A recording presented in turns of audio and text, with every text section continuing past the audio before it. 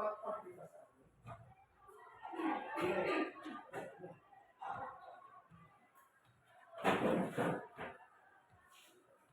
baik, selamat siang Bapak Ibu Guru. Selamat siang. Apa kabar? Alhamdulillah baik. Baik, nah hari ini saya akan melakukan pembahasan atau memberikan apa yang sudah saya dapat di pelatihan coding dan kecerdasan artifisial. Dan tema kita hari ini adalah komunikasi melalui tools kecerdasan artifisial. Nah, sebelum kita masuk, saya menyampaikan bahwa pelatihan ini kita dilatih 5 modul, dan hari ini kita akan belajar modul keempat, yaitu komunikasi melalui tools dan kecerdasan artifisial. Mungkin Bapak Ibu sudah mengetahui apa itu coding, juga mungkin sudah menggunakan kecerdasan artifisial yang sudah membantu kita dalam proses pembelajaran. Kita masuk. Yang pertama, mengapa guru perlu mengenal dan memanfaatkan AI atau kecerdasan artifisial atau artificial intelligence. Yang pertama, AI hadir sebagai alat bantu bagi guru untuk supaya kita bisa menghemat waktu. Misalkan kita mau membuat aja, kita mau membuat soal atau penilaian atau apapun yang berhubungan dengan pembelajaran atau proses pembelajaran kita, itu kita bisa dibantu atau kita bisa ditolong dengan kita memanfaatkan AI itu atau kecerdasan artifisial itu sendiri. Yang pertama, kita bisa menghemat waktu, jadi kita tidak perlu menggunakan waktu yang begitu lama untuk kita membuat aja soal dan lain-lain. Yang kedua, kita bisa meningkatkan kreativitas. Ada begitu banyak aplikasi-aplikasi AI atau ragam AI yang bisa kita gunakan untuk membantu kita dalam membuat bahan ajar dan lain-lain. Lalu yang ketiga, untuk meningkatkan interaksi dengan siswa melalui chatbot atau aplikasi pembelajaran adaptif. Yang keempat, mendukung pembelajaran berdiferensiasi. Seperti kita tahu bahwa anak-anak kita pasti memiliki kemampuan yang berbeda-beda, atau cara belajar mereka, minat belajar mereka juga berbeda-beda. Jadi kita bisa memanfaatkan AI ini, kita bisa memanfaatkan kecerdasan artifisial ini untuk mendukung proses pembelajaran anak-anak kita yang berbeda tadi. Jadi mungkin anak yang punya cara belajar estetik atau audiovisual atau apapun itu, kita bisa sesuaikan dan bisa kita dukung dengan kita menggunakan AI ini. Jadi sebenarnya AI itu sangat berguna untuk membantu pekerjaan kita dalam bidang pendidikan, khususnya kita sebagai guru. Nah, sekarang kita perlu tahu apa itu kecerdasan artifisial atau AI itu. Kecerdasan artifisial itu sebenarnya dia adalah sistem. Dia sebuah sistem yang meniru. Jadi dia meniru kecerdasan manusia dan dapat berfungsi sebagai alat komunikasi yang efisien. Jadi sebenarnya otaknya itu bukan ada pada AI itu sendiri, tapi AI itu dilatih dengan data. Jadi otaknya dari manusia dilatih dengan data. Kita yang memberikan data kepada sistem itu, sehingga sistem itu bisa meniru atau sistem itu belajar. Sistem itu belajar dari data-data yang kita masukkan. Begitu banyak pilihan data yang ada yang diberikan, sehingga dia bisa mengetahui. Misalkan kita mau mencari sesuatu, contoh alatnya komunikasi yaitu berbasis chatbot atau asisten virtual dan penerjemah. Mungkin kita biasa menggunakan Google Translate. Nah, itu salah satu contoh kecerdasan artifisial. Nah, tujuan utama dari penggunaan ini adalah untuk mempercepat interaksi. Seperti kita bisa menghemat waktu, lalu ada menerjemahkan informasi dan meningkatkan aksesibilitas sehingga memudahkan proses komunikasi dalam berbagai konteks. Jadi itu keunggulan atau manfaat-manfaat yang bisa kita dapat dari kecerdasan artifisial ini. Nah, jenis-jenis kecerdasan artifisial untuk komunikasi. Nah, kita lihat ada yang pertama, ada chatbot. Nah, ini yang sudah paling sering kita Bapak Ibu guru gunakan. Itu contohnya adalah ChatGPT, ada DeepSeek, ada Copilot, ada Gemini AI. Nah, aplikasi-aplikasi ini, aplikasi chatbot ini berfungsi untuk membantu pengguna menjawab pertanyaan pengguna secara otomatis. Jadi ketika kita memasukkan perintah, dia bisa memberikan apa yang kita inginkan, perintah yang kita inginkan langsung dilaksanakan, karena tadi dia hanya meniru atau belajar dari data yang kita berikan. Lalu yang berikut ada asisten virtual. Nah, ini asisten virtual ini seperti Google Assistant, Siri atau Alexa. Ini bisa membantu pengguna dalam mencari informasi dan pengelolaan jadwal. Lalu yang ketiga ada penerjemah otomatis. Nah, ini juga kalau kita mau pergi ke luar negeri mungkin kita tidak perlu lagi, atau memang sih wajib untuk kita belajar bahasa Inggris atau belajar bahasa negara tujuan, tapi kita bisa juga terbantu dengan adanya kecerdasan artifisial ini, yaitu kita bisa menggunakan Google Translate atau GPR. Itu untuk membantu penggunaan dalam komunikasi antar bahasa. Yang keempat ada sistem pengenal suara atau Google Speech Recognition dan Natural Reader. Nah, itu untuk membantu untuk mengubah ucapan menjadi teks atau sebaliknya. Ini juga bisa seperti seperti translate juga ya. Jadi bahasanya teksnya itu bisa diubah ke ucapan menjadi teks. Yang berikut, nah ini peran kecerdasan artifisial dalam komunikasi. Kecerdasan artifisial itu bisa meningkatkan efisiensi komunikasi dan aksesibilitas informasi. Jadi kita bisa mengakses informasi apapun yang kita inginkan, apapun yang kita mau, atau informasi apapun yang kita butuhkan melalui atau menggunakan kecerdasan artifisial ini, karena kecerdasan artifisial ini sudah diotomatisasi dan sudah dibantu dengan teknologi yang sangat cerdas. Nah, kalau dalam pembelajaran KA, dalam pembelajaran coding dan kecerdasan artifisial itu, karena sebenarnya coding itu kan dia berhubungan erat dengan komputer. Tapi kalau dalam pembelajarannya atau dalam keadaan sekolahnya itu mungkin tidak mendukung adanya lab komputer atau perangkat-perangkat yang bisa kita gunakan dalam pembelajaran coding ini, kita bisa menggunakan aktivitas yang namanya unplug. Nah, aktivitas unplug ini bisa disesuaikan dengan kebutuhan siswa dan juga kreativitas guru. Jadi sebenarnya di aktivitas unplug inilah kreativitas kita itu lebih digali seperti itu, karena kita tidak menggunakan komputer. Jadi kita bisa menggunakan kertas-kertas. Nah, salah satu contohnya ada ini. Kita bisa menggunakan kertas atau menggunakan gambar-gambar. Lalu kita berikan contoh, misalkan kita berikan kepada anak-anak. Kalau menggunakan asisten suara, apakah ini termasuk kecerdasan artifisial atau tidak? Jadi kita bisa memberikan ini kepada anak, dan anak bisa memilih kira-kira dari gambar ini mana sih yang menggunakan kecerdasan artifisial. Ada yang menggunakan kecerdasan artifisial penuh, ada yang sudah menggunakan kecerdasan artifisial setengah, dan juga ada yang tidak menggunakan kecerdasan artifisial. Jadi kita bisa menggunakan metode ini atau metode unplug ini kalau misalkan kita terkendala dalam sarana ya, dalam sarana prasarana di sekolah. Ini ada kalau permainan secara luring itu kita bisa tanya apakah ini termasuk kecerdasan artifisial atau tidak. Jadi anak-anak bisa memilih seperti itu. Jadi mereka tidak hanya menggunakan komputer, tapi juga bisa menggunakan alat semakin atas. Ya, ini kita bisa tahu jawabannya kalau memiliki KA itu.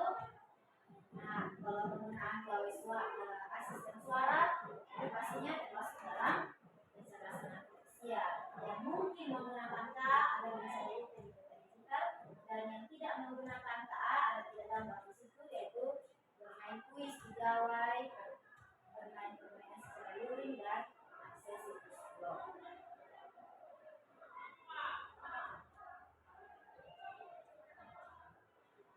Nah, ini contoh dari cara kerja dari AI itu atau kecerdasan artifisial. Jadi dia sama seperti komputer. Ada inputnya, dimasukkan inputnya, lalu diproses lalu dia mengeluarkan outputnya. Nah, seperti itu. Ada inputnya, misalkan ada pertanyaan yang kita ucapkan, ketika kita menggunakan ChatGPT misalnya. Ya, ini mungkin Bapak Ibu juga sudah menggunakan, kita memberikan pertanyaan melalui data-data yang sudah dimasukkan ke dalam AI itu sendiri. Misalkan kita mau meminta data, coba ChatGPT buatkan gambar kucing orange yang sedang marah. Nah, dia tidak tahu kucing orange yang sedang marah itu seperti apa, tapi ketika dia sudah tahu gambar kucing, diberikan data kucing itu ada begitu banyak data kucing, lalu data marah, ekspresi marah itu seperti apa. Nah, dia belajar dari situ. Jadi ketika kita meminta buatkan gambar kucing orange yang sedang marah, maka hasil dari miliaran data yang dimasukkan tadi itulah yang akan diambil dari chatbot tersebut dan diberikan kepada kita sebagai hasil atau outputnya. Jadi cara kerjanya seperti itu. Yang berikut, nah contoh aktivitas lab. Jadi dalam pembelajaran coding dan kecerdasan artifisial itu ada 3 metode yang bisa kita gunakan. Seperti tadi yang saya bilang, pertama ada metode unplug, yaitu tidak menggunakan perangkat. Metode plug itu menggunakan komputer. Dan satu lagi ada online base.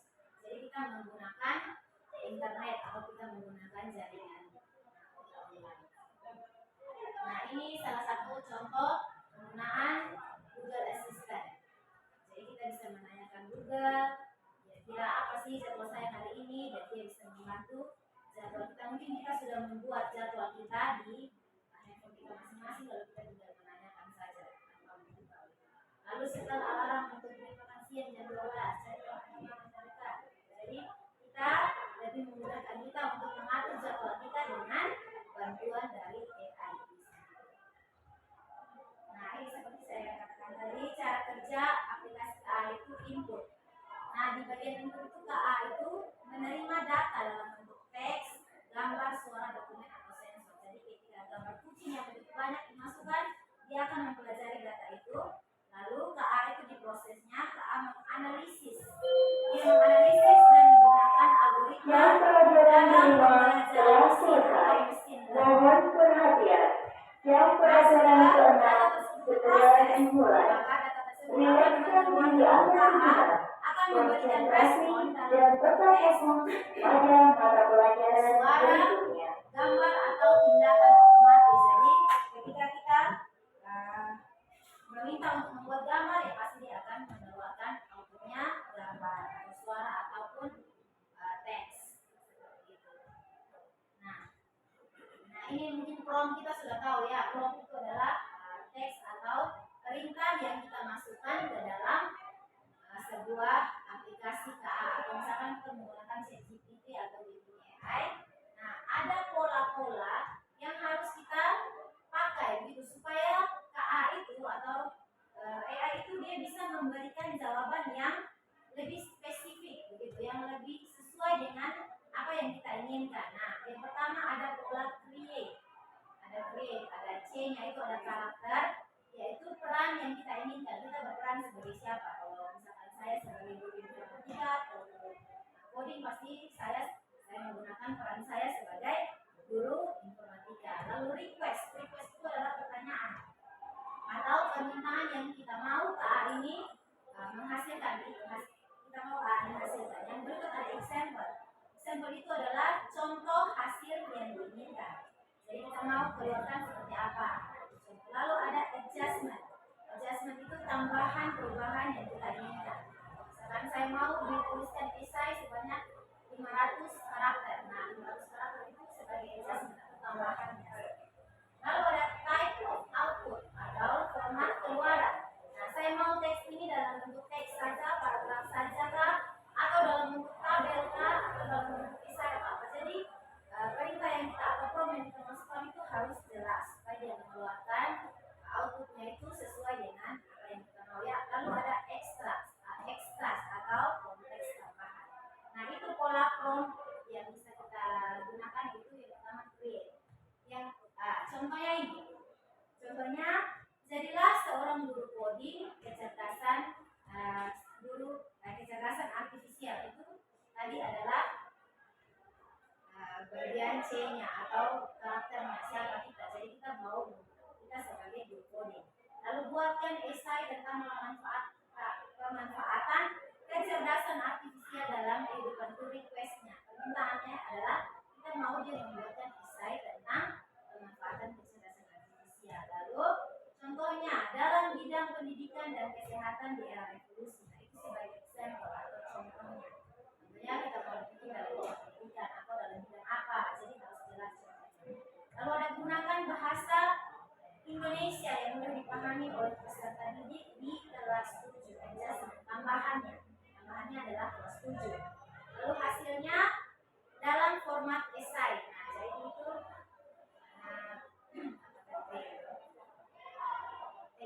type of output atau keluarnya kita mau dia dalam bentuk format esai. Setelah itu kita ekstrasnya kita mau tambahkan sertakan juga berjalan waktu dan pustaka. Jadi prompt yang kita masukkan itu harus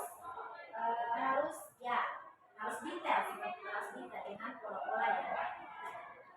Nah, lalu pola prompt yang kedua ada STAR, ada situation, task, action, result. Ada 5 ya STAR. Jadi situasi, jadi masalahnya itu harus berdasarkan situasi.